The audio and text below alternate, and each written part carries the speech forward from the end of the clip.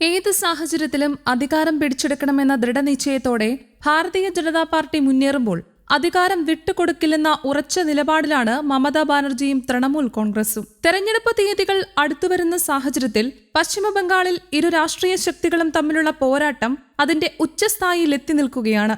സാധാരണ ഒരു തെരഞ്ഞെടുപ്പ് മാത്രമല്ല, രാജ്യവ്യാപക ശ്രദ്ധ പിടിച്ചുപറ്റുന്ന ശക്തമായ രാഷ്ട്രീയ ഏറ്റുമുട്ടലായാണ് ഇത്തവണത്തെ ബംഗാൾ നിയമസഭാ തെരഞ്ഞെടുപ്പ് വിലയിരുത്തപ്പെടുന്നത്. മൊത്തം 294 നിയമസഭാ മണ്ഡലങ്ങളിലായി നടക്കുന്ന ഈ തെരഞ്ഞെടുപ്പിൽ ഏപ്രിൽ 23-നും 29-നും 2 ഘട്ടങ്ങളിലായാണ് വോട്ടെടുപ്പ് നിശ്ചയിച്ചിരിക്കുന്നത്.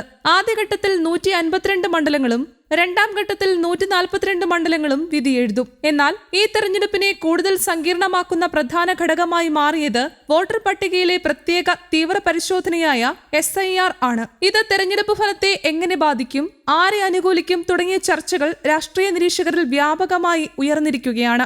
SIR നടപടിയുടെ ഭാഗമായി ഏകദേശം 90 ലക്ഷം പേരെ വോട്ടർ പട്ടികയിൽ നിന്ന് ഒഴിവാക്കിയതായി റിപ്പോർട്ടുകളുണ്ട്. ഇത് ആകെ വോട്ടർമാരുടെ 11.85% വരും. ഇതിൽ 27 ലക്ഷം പേർക്ക് ട്രിബ്യൂണലുകളിൽ പരാതി നൽകാനുള്ള അവസരം നൽകിയിട്ടുണ്ടെങ്കിലും അനുകൂല വിധി ലഭിച്ചാലും അവർക്ക് വോട്ട് ചെയ്യാൻ കഴിയുമോ എന്ന കാര്യത്തിൽ വ്യക്തതയില്ല. പ്രത്യേകിച്ച് ഒഴിവാക്കപ്പെട്ടവരിൽ പകുതിയിലധികം മുസ്ലിം ഭൂരിപക്ഷമുള്ള 7 ജില്ലകളിൽ നിന്നുള്ളവരാണെന്നത് ശ്രദ്ധേയമാണ്. ഈ സാഹചര്യത്തിൽ തൃണമൂലിന്റെ പ്രധാന വോട്ട് ബാങ്കായ ന്യൂനപക്ഷ വോട്ടുകളിൽ ഗണ്യമായ ഇടിവുണ്ടാകുമെന്ന് BJP കണക്കുകൂട്ടുന്നു. മുർഷിദാബാദ്, മാൽദ, ഉത്തർ ദിനാജ്പൂർ തുടങ്ങിയ ജില്ലകൾ ഈ സാഹചര്യത്തിൽ നിർണായകമാണ്. കഴിഞ്ഞ തെരഞ്ഞെടുപ്പിൽ 22 സീറ്റുകളിൽ 20 സീറ്റുകൾ തൃണമൂൽ നേടിയ മുർഷിദാബാദ് ഇപ്പോഴും രാഷ്ട്രീയപരമായി അത്യന്തം പ്രധാനപ്പെട്ട മേഖലയാണ്. എന്നാൽ ഈ ജില്ലകളും മാൽദയും തൃണമൂലിന്റെ പരമ്പരാഗത ശക്തി കേന്ദ്രങ്ങളായിരുന്നില്ല. മതധ്രുവീകരണ രാഷ്ട്രീയത്തിന്റെ ശക്തി വർധനവോടെയാണ് ഈ മേഖലകളിൽ തൃണമൂലിന് മേൽക്കൈ ലഭിച്ചത്. അതേസമയം തൃണമൂലിന്റെ കോട്ടയായി കണക്കാക്കപ്പെടുന്ന തെക്കൻ ബംഗാളിലെ 24 പർഗാനാസ് ജില്ലകളിലും വോട്ടർമാരുടെ വൻതോതിലുള്ള ഒഴിവാക്കലുകൾ റിപ്പോർട്ട് ചെയ്യപ്പെട്ടിട്ടുണ്ട്. ഇതോടൊപ്പം 24 പർഗാനാസ് വടക്കും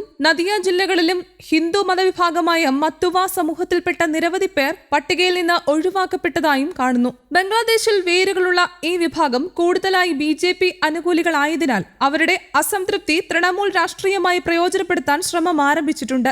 SIR നടപടിയെക്കുറിച്ച് BJP പറയുന്നത് ബംഗ്ലാദേശ് മുസ്ലിം കുടിയേറ്റക്കാരെയും രോഹിംഗ്യകളെയും ഒഴിവാക്കി വോട്ടർ പട്ടിക ശുദ്ധീകരിക്കുകയാണെന്നാണ്. എന്നാൽ സാധാരണ ജനങ്ങളുടെ വോട്ടവകാശം നിഷേധിക്കപ്പെട്ടതായി ആരോപിച്ച് തൃണമൂൽ ശക്തമായി പ്രതികരിക്കുകയും ജനങ്ങൾ വോട്ടിലൂടെ മറുപടി നൽകണമെന്ന് ആഹ്വാനം ചെയ്യുകയും ചെയ്യുന്നു. ഇതിനു പുറമെ തൃണമൂലിന്റെ ന്യൂനപക്ഷ വോട്ട് ബാങ്കിൽ വിള്ളൽ സൃഷ്ടിക്കാൻ ഇടയാക്കുന്ന മറ്റൊരു ഘടകമാണ് മുസ്ലിം സ്വത്ത് രാഷ്ട്രീയം മുന്നോട്ട് വെക്കുന്ന ചെറു കക്ഷികളുടെ സാന്നിധ്യം. മുർഷിദാബാദ് ജില്ലയിലെ മുൻ MLA ഹുമയൂൺ കബീർ രൂപം നൽകിയ ആം ജനതാ ഉന്നയൻ പാർട്ടി അസദുദ്ദീൻ ഒവൈസിയുടെ മജ്ലിസ് പാർട്ടിയുമായി സഖ്യം ചേർന്നാണ് മത്സരിക്കുന്നത്. AJUP 182 സീറ്റുകളിലും മജ്ലിസ് 17 സീറ്റുകളിലും മത്സരിക്കുന്നു. ഫുർഫുറ ഷരീഫ് കേന്ദ്രമായി പ്രവർത്തിക്കുന്ന ISF ഇടതുമുന്നണിയോടൊപ്പം രംഗത്തുണ്ട്. അതുപോലെ SDPIയും ഇടതുപക്ഷവുമായി ധാരണയിലെത്തിയിട്ടുണ്ട്.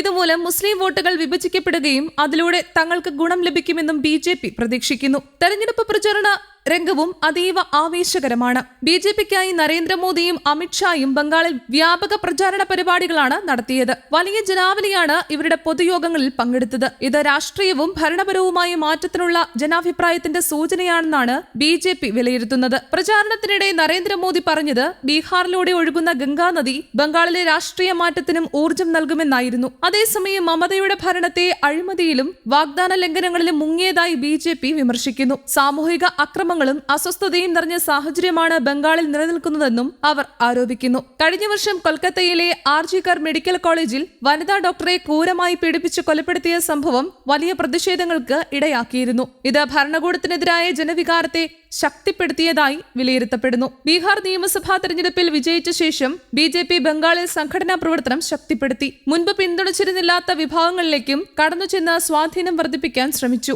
അനധികൃത വോട്ടർമാരെ നിയമപരമായി ഒഴിവാക്കാനുള്ള കേന്ദ്ര സർക്കാരിന്റെ നടപടികളും ശക്തമായി നടപ്പാക്കിയതായി അവർ പറയുന്നു. പൗരത്വ ഭേദഗതി നിയമം നടപ്പാക്കാൻ അനുവദിക്കില്ലെന്ന മമതയുടെ നിലപാട് ശക്തമായി ചോദ്യം ചെയ്യപ്പെട്ടതും ഈ രാഷ്ട്രീയ പോരാട്ടത്തിന്റെ ഭാഗമാണ്. ഈ ഘടകങ്ങളെല്ലാം കൂടി ചേർന്നപ്പോൾ ബംഗാളിലെ ഈ തെരഞ്ഞെടുപ്പ് ഒരു നിർണായക ജനവിധിയിലേക്ക് പോകുന്നത് വ്യക്തമാണ്. അതിന്റെ ഫലം മമതാ ഭരണത്തിന്റെ ഭാവിയെ നിർണ്ണയിക്കുമെന്ന് രാഷ്ട്രീയ നിരീക്ഷകർ വിലയിരുത്തുന്നു. News desk Kerala Kaumudi.